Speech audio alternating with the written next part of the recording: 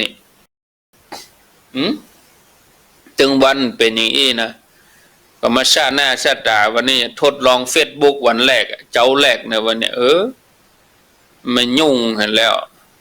ดีนะบะจามนะถ้าจามนี่ก็เสียงเปลี่ยนไปจัดนักอันนี้มีเฉพาะดังตันมาได้ดังตัน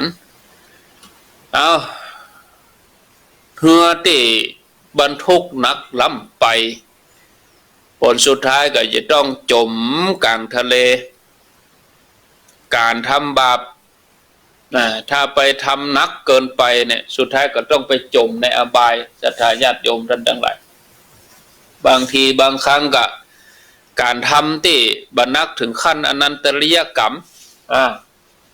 อนันตริยกรรมนี่เป็นขลุกรรมโอนได้ละศรัทธาญาติโยมก็เดี๋ยวก็ขอจัดการศัตรูตัวนี้ก็ก็เดี๋ยวก็พักกรรมเดียวโอนได้ละวิทยุนี่มีปัญหาแต่ Facebook นี่ก็เอาวางกันไป